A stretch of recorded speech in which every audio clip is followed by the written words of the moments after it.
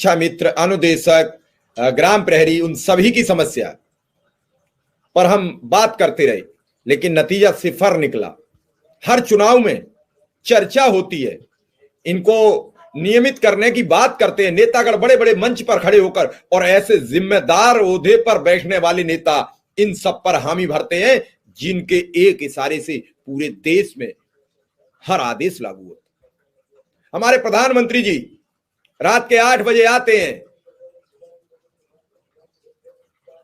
कह देते हैं नोटबंदी, पूरे देश ने स्वीकार कर लिया। प्रधानमंत्री का कहा हुआ शब्द था, उन्हीं प्रधानमंत्री के द्वारा कहा गया शब्द आज तक पूरा नहीं हुआ। कौन जवाबदेही तय करेगा?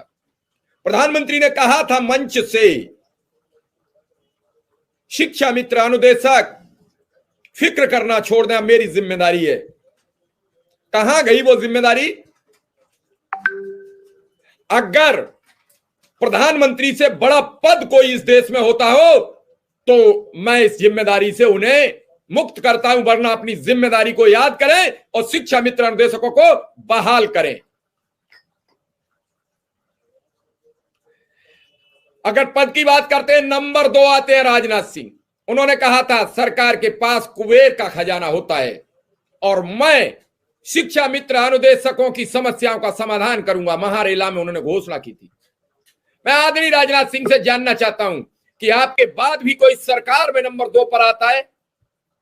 क्या आपके बाद भी सरकार में कोई और मुखिया रहा तत्कालीन, या आज नंबर 2 पर आपका रक्षा मंत्रालय का पद लाया गया, आपको नंबर 2 का ओहदा मिला, जबकि नंबर 2 का ओहदा इस देश के गृह मंत्री को मिलता है, गृह मंत्रालय को मिलता है। लेकिन बदली हुई रणनीति के तहत, क्योंकि आप सीनियर थे, तो नंबर 2 पर आपको रखा गया।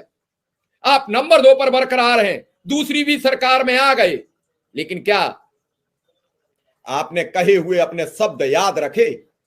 आदरणीय राजनाथ सिंह से मेरी अपील है, आदरणीय प्रधानमंत्री जी से मेरी अपील है कि कब इन दुखियारे, बेसहारा शिक्षा मित्र, अनुदेशक की बात सुनेंगे और उसके बाद जो भुखमरी की कगार पर 2500 रुपया के वेतन पर घूमता ग्राम प्रहरी, ग्राम रोजगार सेवक जो 5000 रुपया पर गांव के प्रत्येक कार्य को आप तक पहुंचाता है, बिजली विभाग का वो लाइनमैन जिसकी कंधों पर प्रत्येक घर में रोशनी करने की जिम्मेदारी होती है, जो 7000 में काम करता है, राष्ट्रीय स्वास्थ्य मिशन योजना के वो कर्मचारी जो स्वास्थ्य की मसाल जलाए घूम रहे हैं। कितने विभाग गिनाऊं, गिनाते गिनाते थक जाऊंगा।